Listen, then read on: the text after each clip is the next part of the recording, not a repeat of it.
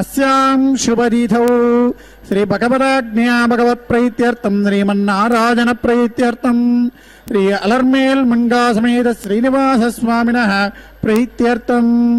अस्य यजमानस्य गोत्रोद्भवस्य अंदरू మీ యొక్క గోత్రము, మీ పేరు, ఇంట్లో తల్లిదండ్రుల పేరు, మీ భార్య పిల్లల పేర్లు అన్నీ కూడా ఒకసారి స్మరించుకోండి, సంకల్పం చేసుకోండి. எல்லாரும் உங்கள் பேர் கோத்திரம், ஆற்றுல இருக்கிற பெரியவா பேர், உங்கள் ஆத்துக்காரி பேர், பசங்கள பேர் எல்லாமே ஒரு வாட்டி संकल्पम பண்ணிக்கோங்க, स्मरण பண்ணிக்கோங்க. सब लोग आपका गोत्र नाम स्मरण कीजिए, संकल्प कीजिए. చెప్పండి. మమ క్షేమ స్థైర్య ధైర్య వీర్య విజయ అభయ ఆయు ఆరోగ్య ఐశ్వర్య అభివృద్ధ్యర్థం ధర్మ అర్థ కామ మోక్ష చతుర్విధ ఫల పురుష అర్థ సిద్ధ్యర్థం महालक्ष्म्याः परिपूर्ण कृपा कटाक्ष सिद्ध्यर्थं विशेषतः మీరు ఏ సంకల్పంతో అయితే అమ్మవారికి ఈ కళ్యాణోత్సవ సేవ నిర్వర్తిస్తున్నారో ఆ యొక్క సంకల్పాన్ని అంటే కోరికను లేదా మొక్కుబడిని ఒకసారి స్వామి అమ్మవారికి విజ్ఞాపనం చేసుకోండి. இதனால நீங்கள் இந்த கல்யாணோற்சவத்தை பன்றிலோ அந்த संकल्पத்தை ஒரு வாடி தாயாருக்கு विज्ञापन பண்ணுங்க. जिस कामना के लिए आप ये कल्याणोत्सव कर रहे हैं उस कामना को एक बार माता जी को विज्ञापन कीजिए. చెప్పండి. मम मनोभीष्ट फल सिद्ध्यर्थम श्री अलर्मेल मंगा समेत श्रीनिवास स्वामिनः नित्य कल्याण महोत्सवम आचार्य అనేన సహాయేన కారయిష్యే. అందరూ ఒకసారి స్వామి అమ్మవారికి గోవింద నామస్మరణ చేసి నమస్కారాలు చేసుకోండి. అలమేల మంగవరద గోవింద గోవింద. భగవతో బలేన భగవతో వీర్యేణ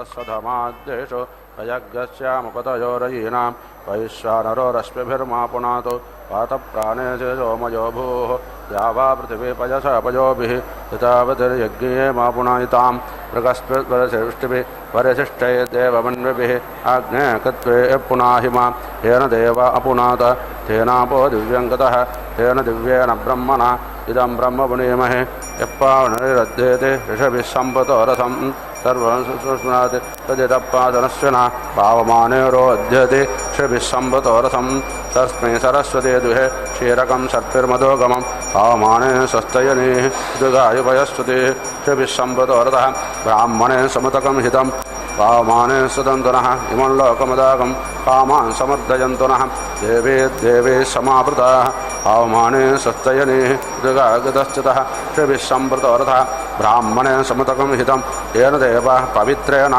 आत्मानं पुनसे सदा तेन सहस्रधारेण पावमान्यं पुनन्तु मां प्राजापत्यं पवित्रं ततोद्यातं हिरण्मयं तेन ब्रह्मभूतोभयं भूतं ब्रह्म मुनीमहे इन्द्रश्चैवे सगमा पुनात् सोमश्च वरुणश्च मेत्या यमो राजा प्रमुनो पुनात् जातवेदमूर्जयन्त्या पुनात् ओं भूर्भुवस्वः तत्संयोरावृणीमहे गातुं यज्ञाय गातुं यज्ञपतये दैवे स्वस्तिरस्तु नः स्वस्तिर्मानुषेभ्यः ऊर्ध्वजघातवेषजं सन्नो अस्तु द्विपदे संचतुष्पदे ओं शान्तिः शान्तिः शान्तिः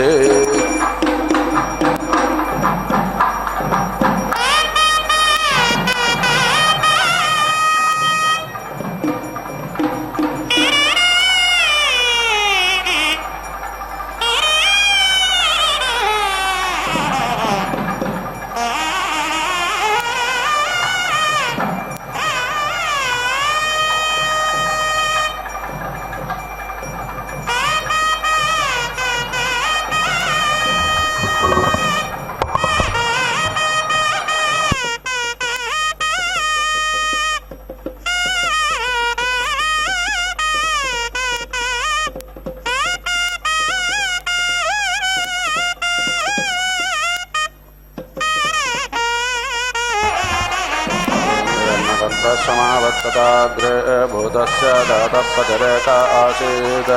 अदा आधारपृथिवीन्द्यामते मां कस्मै देवाय हविषा विधेमा पयामरेहेतोषि प्रजापातये त्वाजुष्टं गृह्णां येषते योनिः महिमा यस्ते हं संवत्सरे माहिमासं बभूव यस्ते वाजा अन्तरिक्षे महिमासं बभूव यस्ते दिवि सूर्ये महिमासं बभूव तस्मै ते महिम्ने प्रजापतये स्वाहा देवेभ्यः यप्राणतो निमिषतो माहित्वे कयिद्राजा जगतो बभूव ईशे अस्य द्विपदश्चतुष्पदः कस्मै देवाय हविषा विधेमा वयामृहेतोषि प्रजापतये त्वाजुष्टं गृह्णां येषते योनिश्चन्द्रमा अस्ते महिमा यस्ते रात्रौ संवत्सरे माहिमासं बभूव यस्ते पृथिव्यामग्नौ माहिमासं बभूव यस्ते नक्षत्रेषु चन्द्रमासि महिमासं बभूव तस्मै ते महिम्ने प्रजापतये देवेभ्यः स्वाहा युञ्जन्ति भद्रमारुषं चरन्तं परेतस्तुषाः रोचन्ते रोचनादिभिः युञ्जन्तश्च काम्ना हरे विपक्षसारथे शोना दृष्टो नृवाः स यद्वातो अपो अगनीकन् प्रियामिन्द्रस्य तन्वम् एतद्गस्तोतरणेन पथा पुनरस्वमावर्तयासनः पथा वस्ताञ्जन्तुकायत्रेणच्छन्दास रुद्रास्ता अञ्जन्तुत्रयेष्टोभेनच्छन्दास आदित्यास्ता अञ्जन्तुजागतेनच्छन्दास भूर्भुवस्वर्लाचीर्षाचीर्ण्यं व्यगव्ये एतदन्नामत्तदेव एतदन्नामद्य प्रजापते कस्वेदे काकेदारतकवस्विद्याजते पुनः किग्गस्युद्यमस्यापेषजं किं वावपानं महते सूर्याय काकेदारति चन्द्रमा आजायते पुनः अग्निर्हमस्यापेषजं भूमिरावपानं महते कास्वेदासेत् पूर्वजत्यकिग्गस्वेदासेत् बृहद्वयाः कास्वेदासेत् पिलिपिला कास्वेदासेत् पिसङ्गिला दौरा आसेत् पूर्वजत्यरस्वा आसेत् बृहद्वयाः अभिरासेत् पिलिपिला रात्रिरासेत् पिसङ्गिला वाजिष्ठापचतैरवस्तते दग्रे वश्चागैः नग्रोदश्च मतैच्छल्मृवृद्ध्या एतश्च राज्यो वृषा पड्भिच्छदुर्भिरेदागन् ब्रह्मागष्टक्षणावतनमोऽग्नय सग्गसेतोरस्मिना रथः सग्गसेतोरस्मिना हयाः सग्गसेतो अप्सप्सृजा ब्रह्मा सोमा पुरोगवः स्वयं वा जिज्ञस्तन्वं कल्पयस्त्वस्त्वयं याजस्त्वस्त्वयं जोरस्व महिमा ते अन्यननसन्नते न वा ऊये तन्व्रजते नरिष्यते देवा युधेशपतिभिः सुगाभिः यत्र स ते सुकृतो यत्र ते युत्तत्र देवस्यापिता दधतु अग्निं पशुरा चेत्तेना अजन्तसयेतल्लोकमादयद्यस्मिन्नग्निः स ते लोको भाविष्यति तञ्जयष्यसि पिपयिता अपः वायुः पशुरा आसीत्तेना अजन्तसयेतल्लोकमादयद्यस्मिन् वायुः स ते लोको भाविष्यति तञ्जयष्यसि पिपयिता अपः सूर्यः पशुरा आसीत्तेना अजन्तसयेतल्लोकमादयद्यस्मिन् सूर्याः स ते लोको भाविष्यति तञ्जयष्यसि पिपयिता अपः प्राणाय स्वाहा अपानाय स्वाहा अम्ब्यानाय स्वाहा अम्बे अम्बिके अम्बालिके नमानयति कश्चन ततस्तस्य कश्यपद्रिकां काम्पीलवाचिनीं गणानान्ता गणपादिज्ञ अवामहे प्रियानान्ता प्रियपादिज्ञ अवामहे धीनान्तानधिपतिज्ञ अवामहे वसो मम आहमाजानि गर्भतमात्तमाजाति गर्भदं ता उभो चतुरः पदः सम्प्रसारयाव स्वर्गे लोके प्रोन्वाथां वृषा वाजिरेतो धारेतो दधातु वृक्षत्या अवागुदन्धे समञ्जञ्जारया वृषन् यस्त्रीणां जीव भोजनः यकाशकोशा कुन्तिका हलकति वञ्चाति आहन्ति कपेपसो न कल्कलेति धारक यको सकौशा कुन्तिका हलकति वञ्चाति विवक्षत इव ते मुखमध्वर्यो मानस्तमपि भाषताः माता च ते पिता च ते ग्रं वृक्षस्यारोहतः प्रतिलामीति ते पिता गभे मुष्टिमादग्गदयत् माता च ते पिता च ते घ्रे वृक्षस्य क्रीलतः विवक्षत इव ते मुखं ब्रह्मन्मात्तं वादो बहु ऊर्ध्वमेनामुच्छ्रापय गिरो भारग्हरन्निव अथ अस्ये मध्यामे दताग्सीते वाते पुनन्निव ऊर्ध्वमेनामुच्छ्रायता गिरो भारग्हरन्निव अथ अस्ये मध्यामे ददसीते वाते पुनन्निव यदस्या अग्गहुभेद्या अग्गतुस्तोलमुपाता तत् मुष्का यदस्या ये जतो गोसपेशा कुला इव यद्देवासो ललामागुं प्रविष्टे मणमापेशुः सत्राते दिश्यते नारी सत्यस्याक्षिभुवो यत यद्धारिणो यवमुत्तिष्ठं पशुमन्याते शूद्राय दर्याजारणपोषायतनायति यद्धारिणो यवमुत्तिष्ठं बहुमन्याते शूद्रो यदर्याजारो न पोषमनो मन्यते अधिक्राव्णो अकारिषं जिष्णोरस्तस्य वाजनाः सुरभिनो मुखा आकरत्प्रणहाजो अग्गषितारिषते गायत्रे त्रिष्टब्जगत्यनष्टौ पञ्चातः बृहत्तुष्णिका आकप्शोचेभिः सम्यन्तुत्वा द्विपदाजाच्चतुष्पदास्त्रिपदाजाच्च षट्पादाः इच्छन्दाजाच्च दच्छन्दाः शोचेभिः सम्यन्तुत्वा महानाम्यो रेवत्यो विश्वासा अप्रभुवारीः मेघेर्विद्युतो वाचः शोचेभिः सम्यन्तुत्वा नार्यस्ते पत्यो लोमविचन्वन्तु मनीतया देवानां पत्यो दिशः शोचेभिः सम्यन्तुत्वा रजता हरेणे शेषायुजो युज्यन्ते कर्माभिः अश्वस्य वाजनः स्वतुषिमाः सम्यन्तु सम्यन्तेः कुविदं गजवन्तो जपं चित्तदाताञ्जनपूर्वं वियोज इह हेषाङ्गुणिषभोजनानि एवर्गिषो नमावुक्तिर्न जग्मुः कस्त्वाच्चाति कस्त्वापि सा अस्ति कस्ते गात्रान् संयति कऊते समिता कविः ऋतवस्तऋतुता पर्वा समिता रोविषा आसतो संवत्सरस्तते जाता समेभिः सम्यन्तुत्वा अर्धमासा परो अग्गषते मासा आच्छन्तु सम्यन्तः अहोरात्राणि मरुतो अवलिष्टग्सूदयन्तु ते देव्याध्वर्यवस्त्वाच्छन्तु विजासासतो गात्राणि पर्वतस्ते सीमा कृण्वन्तु सम्यन्ते योश्च पृथिव्यन्तरिक्षं वायुच्छिद्रं प्रणोदु ते सूर्यस्ते नक्षत्रैः सह लोकं कृणोदु साधुजा सन्ते परेभ्यो गात्रेभ्यः समस्तवारेभ्यः समस्तभ्यो मध्यभ्यस्तं वस्तु तन्वैतव तस्वेदेकाके दारदकवच्चिद्यायते पुनः किग्गश्चिद्यमस्यापेडजं किं वावपानं महत् सूर्याय एकाके दारति चन्द्रमा जायते पुनः अग्निर्हिमस्यापेडजं भूमिरावपानं महत्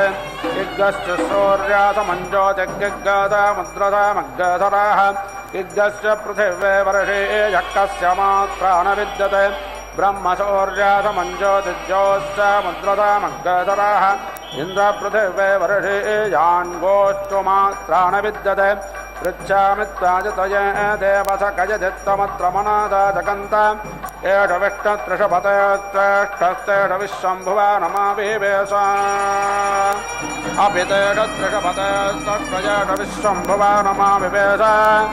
सद्यः पर्येणुदिवेमुदद्यामे खेनाङ्गेण दिवस्य विष्टम् एष्वन्तपुरुषाविवेशकान्यन्तपुरुषे अप्रीतानि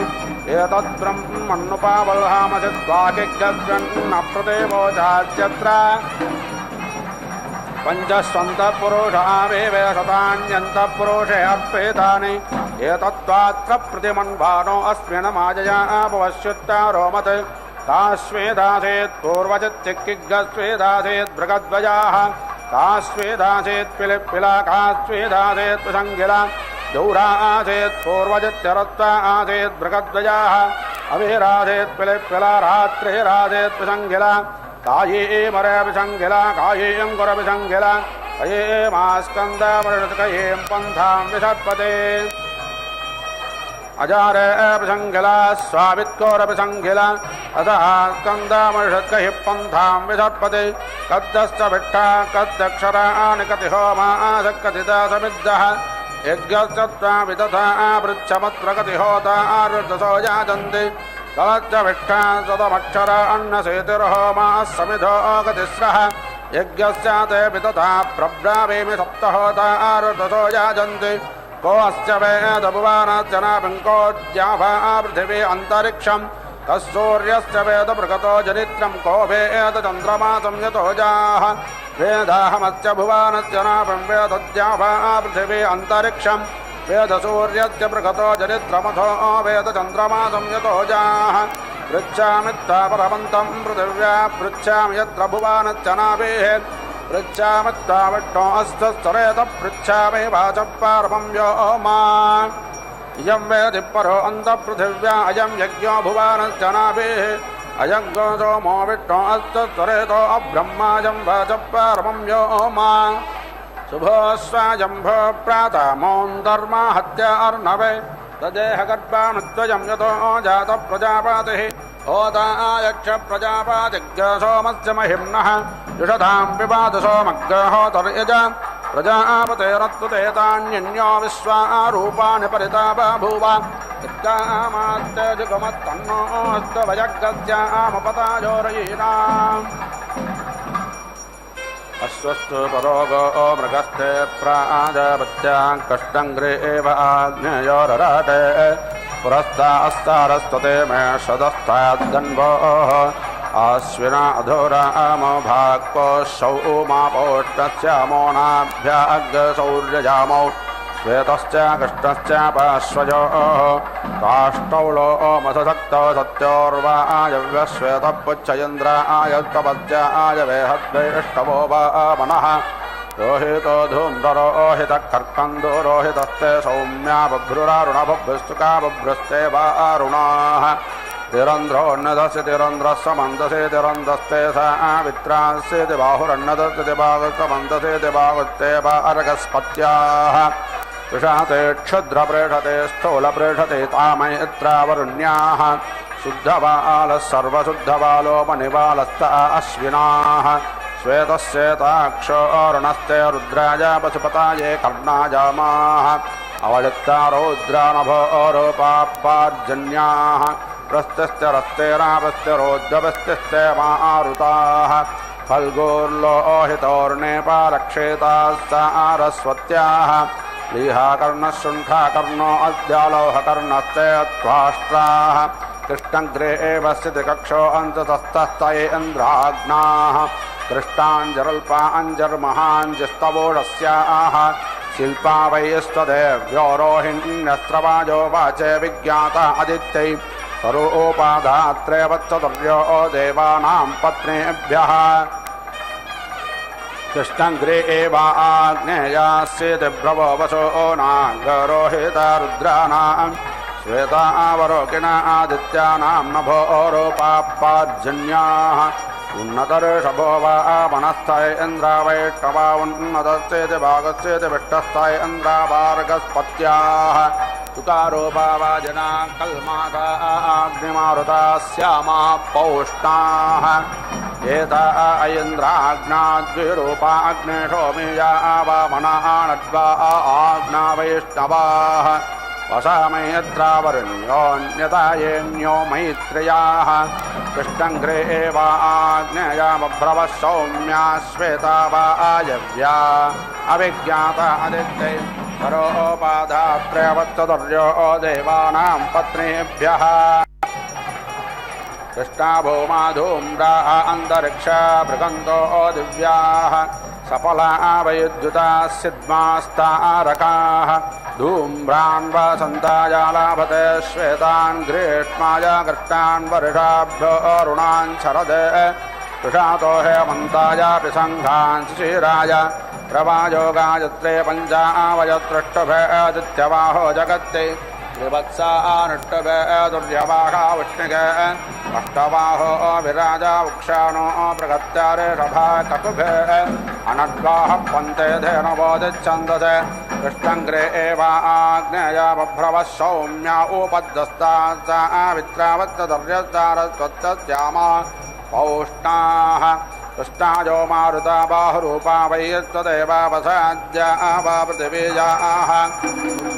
सञ्झरायेता ऐन्द्राग्नाः कृष्णा वा अरुणा वृत्तायो मारुता कायास्तु पराः अग्नजने कवते पृतभजानालापते मरुद्धस्तान्तपने प्रतवाद्यान् मरुद्धो गृहमेदिभ्यो भक्ष्यान् मरुद्धग्रहलभ्यसग्गाजट्टान् मरुद्ध तदा वद्यो न जट्टान् उक्ता सञ्जरायेता ऐन्द्राग्नाः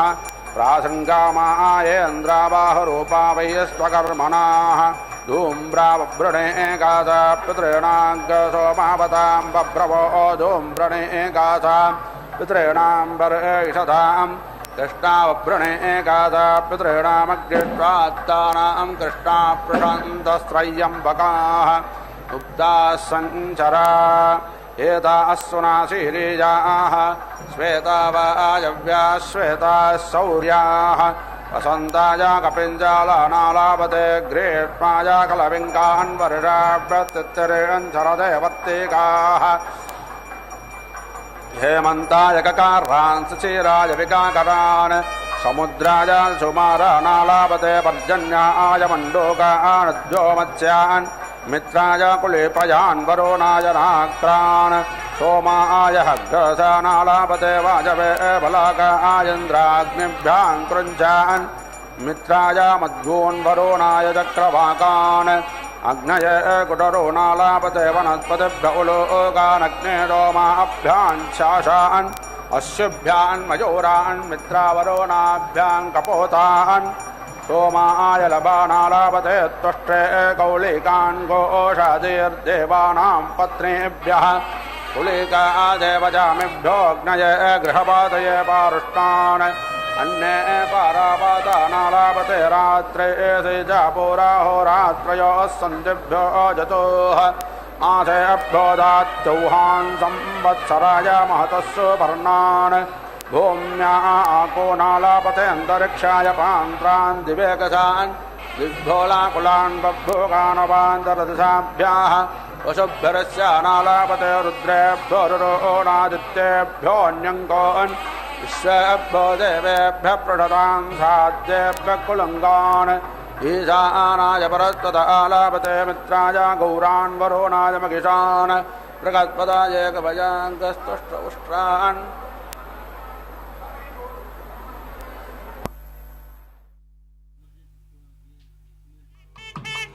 पद्मावत्यै नमो नमः। पद्मप्रिये पद्मिनि पद्महस्ते पद्मालये पद्मदलायताक्षि विश्वप्रिये विष्णुमनोनुकूले त्वत्पादಪದ್ಮಂ ಮಯಿ ಸನ್ನಿಧತ್ವ. ಹೇ ಪದ್ಮಾವತಿ ಅಮ್ಮನವರೇ, ನಿಮ್ಮ ಪಾದಪದ್ಮಗಳನ್ನು ನನ್ನ ಹೃದಯ ಮಂದಿರದಲ್ಲಿರುವಂತೆ ಅನುಗ್ರಹಿಸಿ ಎಂಬುದಾಗಿ ಪ್ರಾರ್ಥನೆಯನ್ನು ಸಲ್ಲಿಸುತ್ತಾ, ಇದು ತಿರುಚಾನೂರಿನಿಂದ ನಡೀತಾ ಇರುವಂತಹ ಕಲ್ಯಾಣೋತ್ಸವ ಕಾರ್ಯಕ್ರಮದ ಪ್ರತ್ಯಕ್ಷ ಪ್ರಸಾರದಲ್ಲಿ ಭಕ್ತರಾದ ನಾವೆಲ್ಲರೂ ಕೂಡ ಪಾಲ್ಗೊಳ್ತಾ ಇದ್ದೇವೆ. ಕನ್ಯಾದಾನ ಅನ್ನುವಂತಹ ಕೈಂಕರ್ಯವನ್ನು ಅರ್ಚಕವರೇಣ್ಯರು ನಡೆಸಿಕೊಡ್ತಾ ಇದ್ದಾರೆ. ಪಾಂಚರಾತ್ರಾಗಮುಕ್ತ ಪ್ರಕಾರವಾಗಿ ಪದ್ಮಾವತಿ ಅಮ್ಮನವರ ಈ ಕಲ್ಯಾಣ ಮಹೋತ್ಸವ ಕಾರ್ಯಕ್ರಮದಲ್ಲಿ ಕನ್ಯಾದಾನ ಅನ್ನುವಂತಹ ಕೈಂಕರ್ಯ ತಾಯಿಗೂ ಭಗವಂತನಿಗೂ ಸೇರುವಂತೆ ಉದ್ದವಾದಂತಹ ಪುಷ್ಪಮಾಲೆಯನ್ನು ಸಮರ್ಪಣೆ ಮಾಡಿ, ಮಧ್ಯದಲ್ಲಿ ತೆಂಗಿನಕಾಯಿಯನ್ನು ಇರಿಸಿ ಅದರ ಮೇಲೆ ಮಂಗಳಕರವಾದಂತಹ ಆ ಮಾಲೆ ಬರುವಂತೆ ಮಾಡಿ ಕೈಯಲ್ಲಿ ಮಂತ್ರಾಕ್ಷತೆ ಹಿಡಿದು ಮಂತ್ರಗಳನ್ನು ಉಚ್ಚರಿಸುತ್ತಾ ಕಟ್ಟಕಡೆಯಲ್ಲಿ ಕ್ಷೀರದಿಂದ ಅಭಿಷೇಕವನ್ನು ಆಚರಿಸಿ ಆ ಮಂತ್ರಾಕ್ಷತೆಯನ್ನು ತಾಯಿಗೂ ಹಾಗೂ ಭಗವಂತನಿಗೂ ಅರ್ಪಿಸಿ ಕನ್ಯಾದಾನ ಅನ್ನುವಂತಹ ಕೈಂಕರ್ಯವನ್ನು ಅತ್ಯಂತ ಭಕ್ತಿಯಿಂದ ಶ್ರದ್ಧೆಯಿಂದ ನೆರವೇರಿಸಿಕೊಡ್ತಾ ಇರತಕ್ಕಂಥದ್ದು. ಅರ್ಚಕ ವರೇಣ್ಯರು ಲೋಕ ಕಲ್ಯಾಣವನ್ನು ಮನಸ್ಸಿನಲ್ಲಿ ಇರಿಸಿಕೊಂಡು ವಿಶೇಷವಾಗಿ ಪ್ರಾರ್ಥನೆಯನ್ನು ಸಲ್ಲಿಸ್ತಾ ಇದ್ದಾರೆ ತಾಯಿ ಪದ್ಮಾವತಿ ಅಮ್ಮನವರ ಪಾದಪದ್ಮಗಳ ಸಮೀಪದಲ್ಲಿ. ಹಾಗೂ ಸ್ವಾಮಿಯು ಕೂಡ ಸಿಂಹಾಸನದಲ್ಲಿ ವಿರಾಜಿಸುತ್ತಾ ಭಕ್ತ ಕೋಟಿಯನ್ನು ತನ್ನ ಮುಖಾರವಿಂದದ ದರ್ಶನ ಭಾಗ್ಯವನ್ನು ಭಕ್ತರಿಗೆ ನೀಡುವುದರ ಮುಖಾಂತರ ಅನುಗ್ರಹಿಸ್ತಾ ಇದ್ದಾನೆ. ತುಳಸಿಯ ಮಾಲೆಯ ಸಮರ್ಪಣೆಯನ್ನು ಮಾಡಿರುವಂತಹದ್ದು. ಭಕ್ತರು ಅಂತಂದರೆ ಭಗವಂತನಿಗೆ ಬಹಳ ಪ್ರಿಯ ಅನ್ನುವುದಕ್ಕೆ ತುಳಸಿ ನಿದರ್ಶನವಾಗಿರುವಂತಹದ್ದಾಗಿದೆ. ಅಂತಹ ಆ ತುಳಸಿಯ ಮಾಲೆಯನ್ನು ಧರಿಸಿ ಶ್ರೀನಿವಾಸ ದೇವರು ವಿಶೇಷವಾದ ರೀತಿಯಲ್ಲಿ ಭಕ್ತ ಕೋಟಿಯನ್ನು ಅನುಗ್ರಹಿಸ್ತಾ ಇದ್ದಾರೆ. ವಿಧ ವಿಧವಾದಂತಹ ಪುಷ್ಪ ಮಾಲೆಗಳಿಂದಲೂ ಕೂಡ ಅಲಂಕೃತರಾಗಿದ್ದಾರೆ. ತಾಯಿ ಸ್ವಾಮಿಯ ವಕ್ಷಸ್ಥಳದಲ್ಲಿ ಮತ್ತು ಸ್ವಾಮಿ ತಾಯಿಯ ವಕ್ಷಸ್ಥಳದಲ್ಲಿ ಪರಸ್ಪರ ಪ್ರೇಮ ಅನುರಾಗವನ್ನು ಪ್ರತಿಬಿಂಬಿಸುವ ರೀತಿಯಲ್ಲಿ ನಾವು ಈ ವಿಶಿಷ್ಟವಾದ ಕಲ್ಯಾಣೋತ್ಸವ ಕಾರ್ಯಕ್ರಮವನ್ನು ವೀಕ್ಷಿಸುವಂಥವರಾಗ್ತಾ ಇದ್ದೇವೆ. ಜಗತ್ತಿನ ಅತ್ಯಂತ ಶ್ರೇಷ್ಠವಾಗಿರ್ತಕ್ಕಂತಹ ಪರಮ ಪವಿತ್ರವಾಗಿರ್ತಕ್ಕಂತಹ ಕ್ಷೇತ್ರ ತಿರುಮಲ ಕ್ಷೇತ್ರ, ಅಲ್ಲಿ ನೆಲೆಸಿದಂತಹ ಶ್ರೀನಿವಾಸನಿಗೆ ಅತ್ಯಂತ ಪ್ರಿಯಳಾದಂತಹ ತಾಯಿ ಪದ್ಮಾವತಿ ನೆಲೆಸಿದಂತಹ ಕ್ಷೇತ್ರ ತಿರುಚಾನೂರು. ಈ ಎರಡೂ ಕ್ಷೇತ್ರಗಳಲ್ಲಿಯೂ ಪ್ರತಿನಿತ್ಯವೂ ಕೂಡ ಕಲ್ಯಾಣೋತ್ಸವ ಕಾರ್ಯಕ್ರಮ ಲೋಕ ಕಲ್ಯಾಣಾರ್ಥವಾಗಿ ನಡೆಸ್ತಕ್ಕಂಥದ್ದಾಗ್ತದೆ. ಅದರಲ್ಲಿ ಈಗ ನಾವು ಕನ್ಯಾದಾನ ಅನ್ನುವಂತಹ ಕೈಂಕರ್ಯವನ್ನು ವೀಕ್ಷಿಸ್ತಾ ಇದ್ದೇವೆ. ನಮಃ ಪದ್ಮಾವತಿ.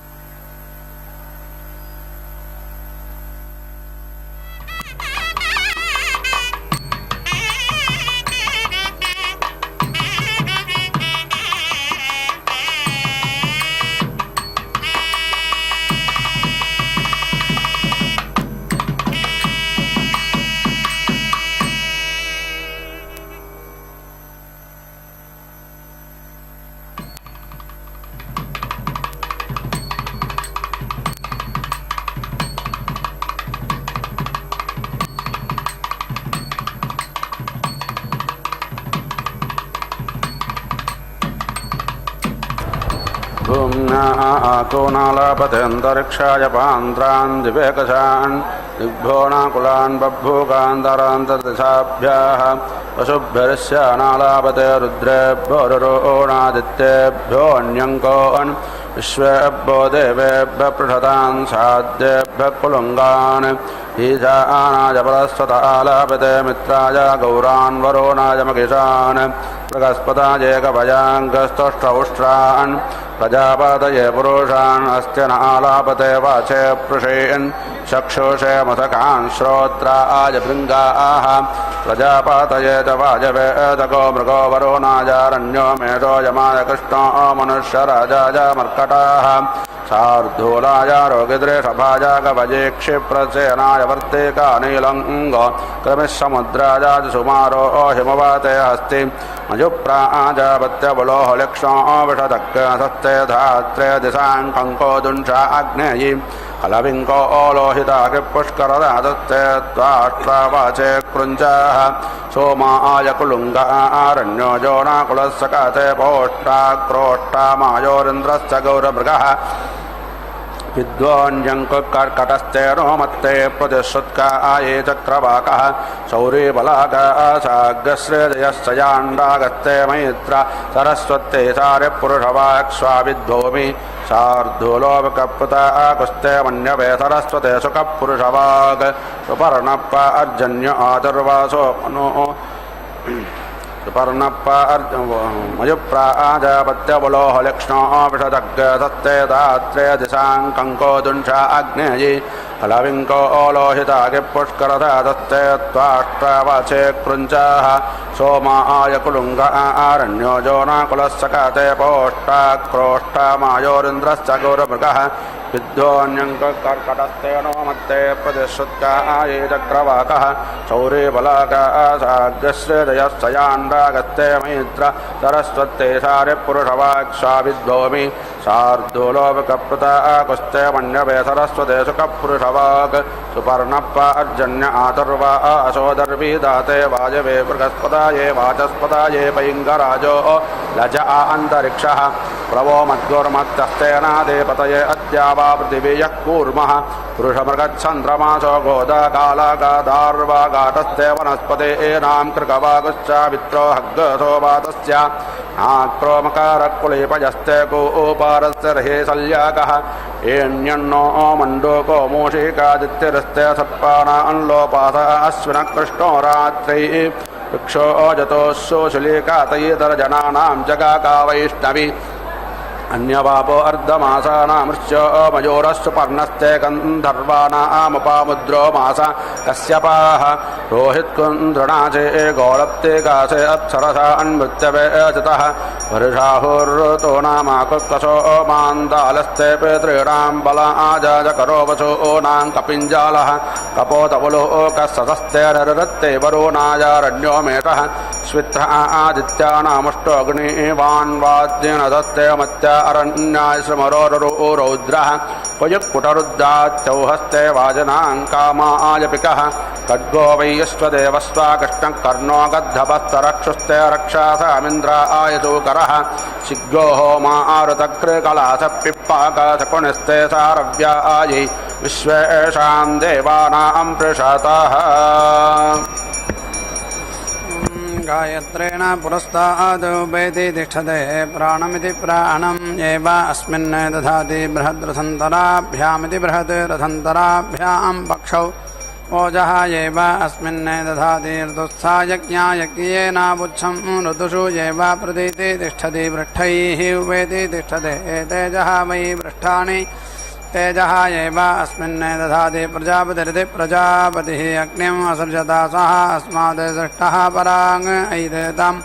वारवन्ति येनेति वारवन्ति येन वारवन्ति यत्त्वमिति वारवन्ति यत्त्वं शैतेन शेति अकुरुता तत् शैतस्य शैतत्वमिति शैतत्वं यत् वारवन्ति येनेति वारवन्ति येन उपतिष्ठत इत्युपतिष्ठते वारयते एव येनं शैतेन शेति कुरुते प्रजापतेर्हृदयेन अभिपक्षमित्यभिपक्षं प्रति उपेति तिष्ठते प्रेमाणम् एव अस्य गच्छति प्राच्या त्वा दिशा साधयामि गायत्रेण छन्दसा अग्निना देवतया अग्नेः शीर्ष्णा अग्नेः शिरः उपेति दधामि दक्षिणया त्वा दिशा साधयामि त्रैष्टवेन छन्दसा इन्द्रेण देवतया अग्नेः पक्षेन अग्नेः पक्षम् उपेति दधामि प्रतीच्या त्वा दिशा साधयामि जागतेन छन्दसा सवित्रा देवतया अग्नेः पुच्छेन अग्नेः पुच्छम् उपेति दधामि उदीच्या त्वा दिशा साधयामि आनुष्टुभेनेत्यानुष्टुभेन छन्दसा मित्रावरुणाभ्यामिति मित्रावरुणाभ्यां देवतया अग्नेः पक्षेन अग्नेः पक्षम् उपेति दधामि ऊर्ध्वया त्वा दिशा साधयामि पाङ्क्तेन छन्दसा बृहस्पतिना देवतया अग्नेः पृष्ठेन अग्नेः पृष्ठम् उपेति दधामि यः वै अपात्मानमित्यप आत्मानम् अग्नें चिनुते अपात्मेत्यप आत्मा अमुस्मिन् लोके भवति यः सात्मानं चिनुते सात्मेति सा आत्मा अमुस्मिन् लोके भवति आत्मेष्टका इत्यात्मा इष्टकाः उपेति दधाति एषः वै अग्नेः आत्मा सात्मानमिति सा आत्मानम् चिनुते सात्मेति सा आत्मा अमुस्मिन् लोके भवति यः एवं वेद अग्ने उदध इत्युदधे जाते इषुः युवा नाम तया नः मृडा तस्याः ते नमः तस्याः ते उवेति जीवन्तः भूयास्मा अग्ने दुध्रागह्यागयं शिलावन्या जाते इषुः युवा नाम तया नः मृडा तस्याः ते नमः तस्याः ते उवेति जीवन्तः भूयास्मा पञ्च वै एते अग्नयः यत् चितयः उदधिरित्युदाधिः एव नाम प्रथमः दुध्रः द्वितीयः गह्यः तृतीयः किगंशिलः चतुर्थः वन्यः पञ्चमः तेभ्यः यत् आहुतिरित्याहुतिः न जुहुयात् अध्वर्यं च यजमानं च प्रेतिदहेयुः यत् एताः आहुतिरित्याहुतिः जुहोति भागधेयेनेति भागधेयेन एव येनान् समयति न आर्तिं येति रक्षति अध्वर्युः न यजमानः वाक् मे आसन्न न सः प्राणैति प्राणः अक्षोः चक्षुः कर्णयोः श्रोत्रं बाहुवोः बलम् ऊर्वोः वोजः अरिष्टा विश्वानि अङ्गानि तनूः तनुवा मे साह नमः ते अस्तु माहि गुंसिः अपेति वै एतस्मात् प्राणा इति प्राणाः क्रामन्ति यः अग्निं चिन्वन् अधिक्रामतीत्यधि क्रामति वाक् मे आसन्न न सः प्राण इति प्राणः इति आह प्राणानिति प्राणान् एव आत्मन् धत्ते यः रुद्रः अग्नौ यः अप्सित्यपसु यः वोषधीषु यः रुद्रः विश्वा भुवना आविवेशेत्याविवेश तस्मै रुद्राय नमः अस्तु आहुतिभागा इत्याहुतिभागाः वै अन्ये रुद्राः हविर्भागा इति हविर्भागाः अन्ये शतरुद्रीयमिति शतरुद्रीयं हुत्वा गावीधुकं चरम् एतेन यजुषा चरमायाम् इष्टकायां नीति दध्यात् भागधेयेनेति भागधेयेन एव येनं समयति तस्य तु वै शतरुद्रीयमिति शतरुद्रीयं हुतम् इति आहुः यस्य एतत् अग्नौ क्रियते इति वसवः त्वा रुद्रैः पुरस्तात् पान्तु पितरः त्वा यमराजान इति यमराजानः पितृभिः दक्षिणतः पान्तु आदित्याः त्वा विश्वैः देवैः पश्चात् पान्तु जुदानः त्वा मारुतः मरुद्भिरिति मरुद्भिः उत्तरत इत्युत्तरतः पातु देवाः त्वा इन्द्रज्येष्ठा इति इन्द्रज्येष्ठाः वरुणराजान इति वरुणराजानः अधस्तात् च उपरिष्टात् च पान्तु न वै एतेन पूतः न मेध्यः न प्रोक्षित इति प्रोक्षितः यत् येनम् अतः प्राचीनम् प्रोक्षतीति प्रोक्षति यत् सञ्चितमिति सञ्चितम् आज्येन प्रोक्षतीति प्रोक्षति तेन पूतः तेन मेध्यः तेन प्रोक्षित इति प्रोक्षितः समीची नाम असि प्राचीदिक् तस्याः ते अग्निः अधिपतिरित्यधिपतिः असितः रक्षितायाः च अधिपतिरित्यधिपतिः यः च गोप्ता ताभ्यां नमः तौ नः मृडेतां ते यं द्विष्मः यः च नः द्वेष्टि तं वां जम्भे दधामि ओजस्विनी नाम असि दक्षिणादिक् तस्याः ते इन्द्रः अधिपतिरित्यधिपतिः प्रदागो प्राची नाम असि प्रतीचीदिक् तस्याः ते सोमः अधिपतिरित्यधिपतिः स्वज इति स्वजः अवस्थावेत्यवस्थावा नाम असि उदीचीदिक् तस्याः ते वरुणः अधिपतिरित्यधिपतिः तिरश्चराजिरिति तिरश्चराजिः अधिपत्नीत्यधिपत्नी नाम असि अतीदिक् तस्याः ते बृहस्पतिः अधिपतिरित्यधिपतिः शुक्रः वसिनी नाम असि यं दिक् तस्याः ते यमः अधिपतिरित्यधिपतिः कल्माषग्रीवैति कल्माषग्रीवः रक्षितायाः च अधिपतिरित्यधिपतिः यः च गोप्ता ताभ्यां नमः तौ नः मृडेतां तेयं दुष्मा यः च नः द्वेष्टि तं वां जम्भे दधामि एताः वै देवताः अग्निं चिदं रक्षन्ति ताभ्यः यद् आहुतिरित्याहुतिः न जुहुयात् अध्वर्यं च यजमानं च ध्यायेयुः यत् एताः आहुतिरित्याहुतिः जुहोति भागधेयेनेति भागधेयेनायेवायेनान् समयति न आर्तिम् एति रक्षति अध्वर्युः न यजमानः एतयः नामास्थ तेषां वः पुराः गृहाः अग्निः वः ईशवः सल्लः निलिम्बा इति नीलिम्बाः नामास्थ तेषां वः दक्षिणा गृहाः पितरः वः ईशवः सकरः वज्रिणः नामास्थ तेषां वः पश्चात् गृहाः स्वप्नः वः ईशवः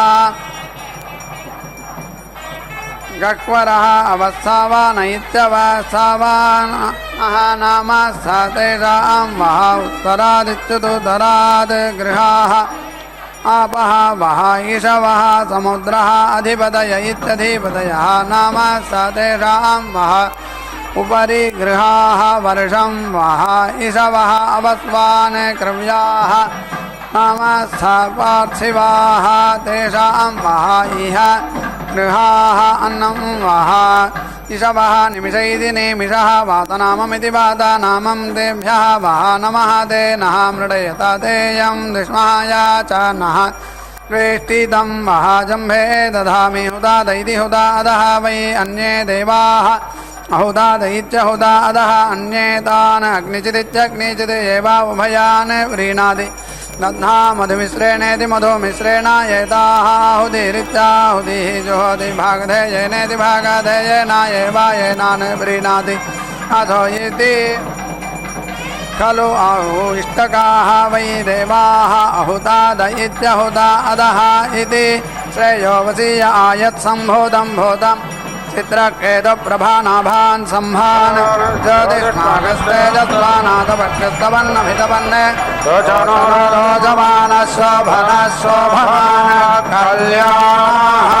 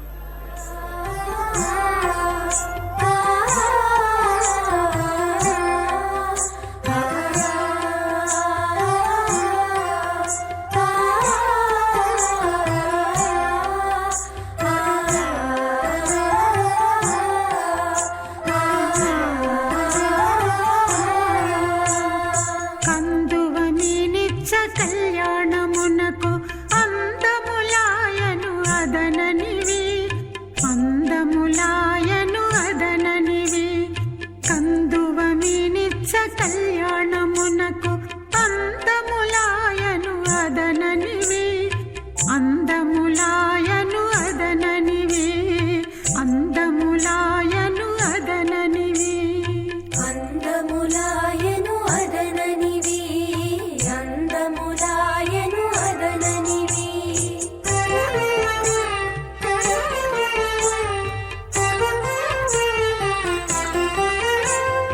ఆ ఆ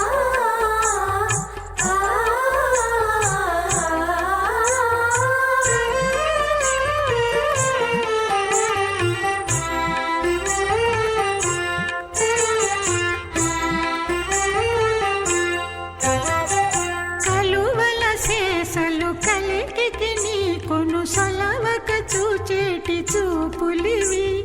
కలువల శేషలు కలికి నీకును సొలవక చూచేటి చూపులివి సొలవక చూచేటి చూపులివి చిలుకుల మొల్లల శేషలు మీలో చిలుకుల మొల్లల శేషలు మీలో నలుగడ ముసి ముసి నవ్వులివి నలుగడ ముసి ముసి నవ్వులివి నలుగడ ముసి ముసి నవ్వులివి కందువ మీనిచ్చ కళ్యాణమునకు అందములాయను అదననివి అందములాయను అదననివి అందములాయను అదననివి అందములాయను అదననివి